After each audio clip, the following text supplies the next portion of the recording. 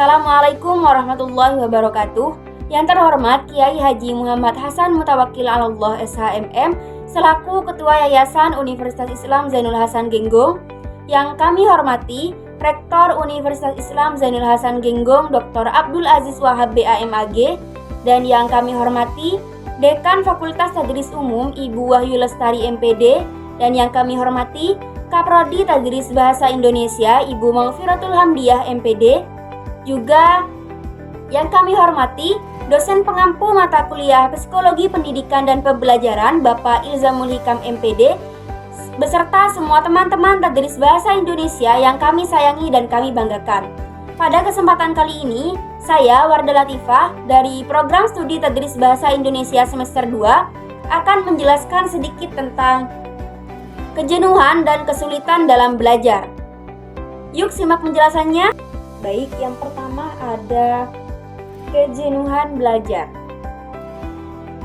Yang akan kita bahas ada pengertian kejenuhan belajar, faktor-faktor yang menyebabkan kejenuhan belajar, dan cara mengatasi kejenuhan belajar. Yang pertama adalah pengertian kejenuhan belajar. Belajar terkadang menjadi kegiatan yang membuat seseorang merasa jenuh. Hal ini dikarenakan proses belajar membutuhkan konsentrasi yang baik. Siswa melakukan kegiatan belajar disebabkan sebuah dorongan berupa kekuatan mental. Oleh karena itu, belajar membutuhkan motivasi berupa keinginan, perhatian, kemauan, ataupun dorongan, baik itu berupa cita-cita. Lalu yang kedua ada faktor-faktor yang menyebabkan kejenuhan belajar. Kejenuhan belajar merupakan suatu kondisi di mana seseorang bosan, lelah, dan kehilangan minat dalam proses belajar. Hal ini terjadi kepada siapa saja, terutama siswa dan mahasiswa yang sedang dalam proses belajar. Jenuh dalam belajar dapat mempengaruhi kinerja belajar seseorang dan mengurangi motivasi juga minat dalam mencapai tujuan pembelajaran. Adapun faktor-faktor yang menyebabkan kejenuhan belajar menurut Ni'matul Fauzia yaitu yang pertama ada faktor jasmani. Faktor ini berasal dari dalam diri siswa. Siswa mengalami rasa letih atau lelah yang dialami tubuh karena aktivitas yang mereka lakukan. Hal inilah yang menyebabkan kejenuhan belajar, antara lain malas belajar, mengabaikan tugas, konsentrasi menurun, sehingga beberapa dari mereka kurang memperhatikan pembelajaran. Lalu yang kedua ada faktor psikis. Mental siswa menjadi faktor utama penyebab munculnya kejenuhan belajar. Usia remaja merupakan masa pubertas yang sedang dijalani siswa pada jenjang SMA atau sederajat. Masa ini merupakan masa-masa labil di mana emosi siswa belum stabil dan sering terjadi masalah pada mental mereka. Masalah yang berkaitan dengan mental siswa terjadi akibat kebosanan terhadap tugas yang tidak bervariasi. Selain dari itu, motivasi dari guru juga sangat penting untuk pembentukan mental ketika pembelajaran berlangsung. Berdasarkan literatur yang lain juga menjelaskan terdapat beberapa faktor penyebab kejenuhan belajar, diantaranya yaitu yang pertama adalah cara atau metode belajar yang tidak bervariasi. Siswa ataupun mahasiswa seringkali tidak sadar bahwa cara belajar mereka sejak sekolah dasar sampai ke perguruan tinggi tidak berubah-ubah. Seperti belajar dengan cara menghafal. Tidak sedikit siswa atau mahasiswa belajar dengan cara menghafal, menghafal atau membaca langsung dari buku. Selain itu, dalam belajar ilmu pasti dilakukan dengan menghafalkan rumus-rumus yang ada di buku dan menghafalkan cara menyelesaikan soal-soal dari contoh yang ada di buku. Cara seperti ini siswa dan mahasiswa lakukan sejak sekolah dasar, dan itu akan menyebabkan mereka menjadi jenuh. Yang kedua ada belajar hanya di tempat tertentu. Belajar hanya di tempat tertentu dengan kondisi ruang yang tidak berubah-ubah seperti letak meja, kursi, benda-benda lain, keadaan dinding yang begitu-begitu saja, tidak ada perubahan dapat menimbulkan kejenuhan dalam belajar. Yang ketiga ada suasana belajar yang tidak berubah-ubah.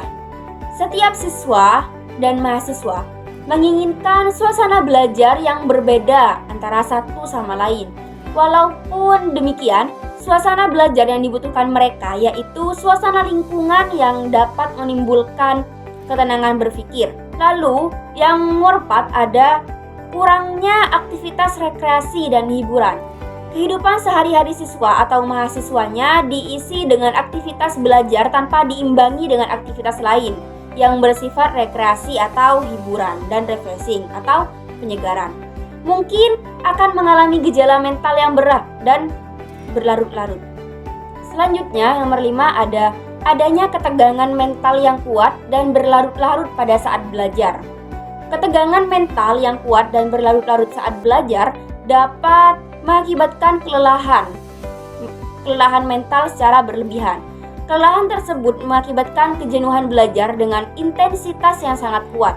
Lalu yang ketiga ada mengatasi kejenuhan belajar. Setelah memahami faktor-faktor penyebab terjadinya kejenuhan belajar, kita bisa melakukan berbagai usaha untuk mencegah dan mengatasi masalah kejenuhan belajar dengan cara sebagai berikut. Yang pertama ada menerapkan metode pembelajaran yang bervariasi. Upaya guru untuk memilih metode yang tepat dalam mendidik peserta didiknya adalah dengan menyesuaikan metode atau cara dengan kondisi psikis peserta didiknya. Juga harus mengusahakan agar materi pembelajaran yang diberikan kepada peserta didik mudah diterima. B. Melakukan pendekatan kepada peserta didik. Jadi, pendekatan sangat diperlukan dalam mengatasi peserta didik yang mengalami kejenuhan dalam belajar. Pendekatan emosional terhadap peserta didik memang mutlak dan benar-benar harus dilakukan. Tiap hari mereka harus didekati dan harus ada perhatian khusus. Karena bila semakin jauh kita dengan mereka, maka semakin jauh juga mereka dengan kita.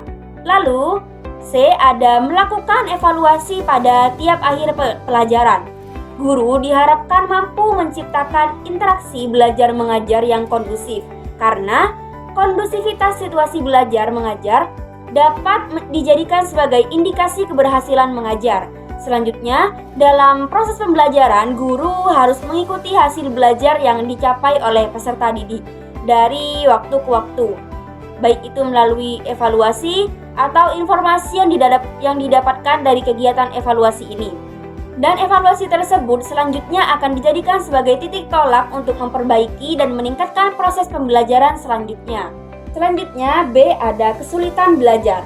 Yang pertama, ada pengertian kesulitan belajar. Sebelum menjelaskan tentang kesulitan belajar, ada baiknya kita paham terlebih dahulu arti dari kesulitan dan belajar.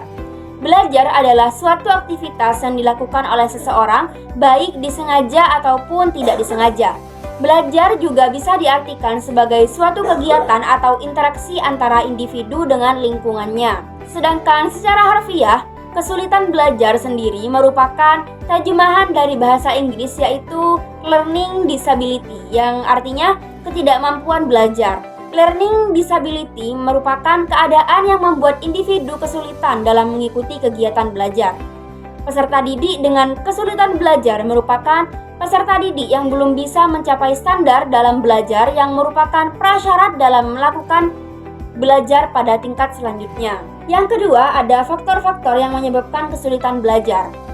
Faktor-faktor yang menyebabkan kesulitan belajar di sini ada dua, ada faktor internal dan faktor eksternal. Faktor internal di sini yang pertama ada faktor fisiologi. Anak dengan keadaan jasmani yang segar berbeda belajarnya dengan anak yang kelelahan. Dari sini bisa kita lihat bahwa kondisi fisik sangat berpengaruh terhadap belajar anak. Anak yang kekurangan gizi ternyata kemampuan belajarnya di bawah anak-anak yang tidak kekurangan gizi.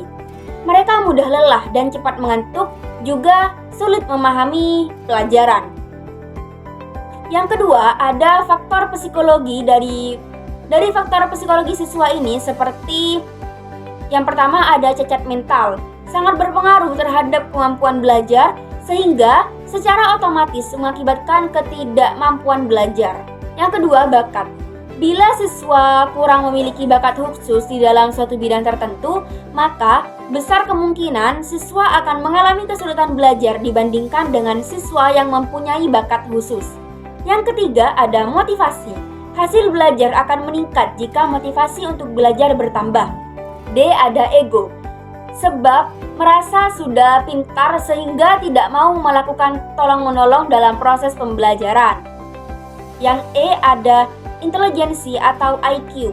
Kecerdasan baik yang memiliki IQ antara 110 sampai 130, kecerdasan biasa yang memiliki IQ antara 90 sampai 110, sedangkan kecerdasan kurang yang memiliki IQ antara 70 sampai 90. Selanjutnya ada faktor eksternal. Faktor eksternal ini yang pertama ada faktor keluarga. Keluarga memiliki peran yang bisa mempengaruhi proses belajar.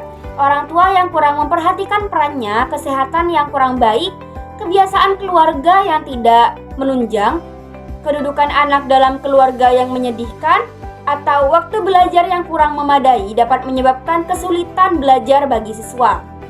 Yang kedua ada faktor lingkungan sekolah. Lingkungan sekolah memiliki pengaruh yang besar terhadap kesulitan siswa dalam mencapai keberhasilan. Selain itu, sekolah juga memiliki peran khusus dalam mengatasi kesulitan belajar yang dialami oleh siswa. Yang ketiga ada faktor lingkungan tempat tinggal, yaitu faktor ini dapat menyebabkan munculnya kesulitan belajar karena faktor ini adalah faktor yang berkaitan erat dengan hubungan sosial sehingga bisa mengakibatkan siswa kurang memperhatikan belajar. Yang ketiga ada cara mengenali anak didik yang mengalami kesulitan belajar. Yang pertama adalah melakukan observasi kelas untuk melihat perilaku menyimpang siswa ketika mengikuti pelajaran. Yang kedua ada memeriksa penglihatan dan pendengaran siswa khususnya yang diduga mengalami kesulitan belajar. Yang ketiga ada mewawancarai orang tua atau wali siswa untuk mengetahui hal ihwal keluarga yang mungkin menimbulkan kesulitan belajar. Lalu yang keempat adalah memberikan tes diagnosis bidang kecakapan tertentu untuk mengetahui hakikat kesulitan belajar yang dialami. Lalu selanjutnya adalah memberikan tes kemampuan intelijensi atau IQ khususnya kepada siswa yang mengalami kesulitan belajar. Selanjutnya ada cara mengatasi kesulitan belajar. Terdapat beberapa cara mengatasi kesulitan belajar pada anak, yaitu antara lain yang pertama dalam bidang medis, yaitu A. Terapi obat-obatan yang diberikan adalah sesuai dengan gangguan fisik atau psikiatrik yang diderita oleh anak. Misalnya, berbagai kondisi depresi dapat diberikan dengan obat antidepresi. Lalu ada B. Terapi perilaku. Terapi perilaku yang sering diberikan yaitu modifikasi perilaku. Dalam hal ini, anak akan mendapatkan penghargaan langsung jika ia dapat memenuhi suatu tugas atau tanggung jawab atau perilaku positif tertentu. Lalu C. Ada psikoterapi sportif dapat diberikan pada anak dan keluarganya. Tujuannya adalah untuk memberikan pengertian dan pemahaman mengenai kesulitan yang ada, sehingga dapat menimbulkan motivasi yang konsisten dalam usaha untuk memerangi kesulitan ini. Lalu D. Ada pendekatan psikososial lainnya. Psikodukasi orang tua dan guru atau pelatihan keterampilan sosial bagi anak. Yang kedua ada pelaksanaan di bidang pendidikan. Dalam hal ini, remedial yang paling efektif yaitu bimbingan langsung oleh guru yang terlatih dalam mengatasi kesulitan belajar anak. Guru remedial ini akan menyusun suatu metode pengajaran yang sesuai bagi setiap anak. Mereka juga melatih anak untuk dapat belajar baik dengan teknik-teknik pembelajaran tertentu sesuai dengan kesulitan belajar yang dihadapi tiap anak. Dan mana hal tersebut bermanfaat bagi anak yang memiliki kesulitan belajar. Mungkin itu saja yang dapat saya sampaikan. Kurang lebihnya mohon maaf. Wabillahi taufiq wal hidayah, waridho wal inayah. Wassalamualaikum warahmatullahi wabarakatuh.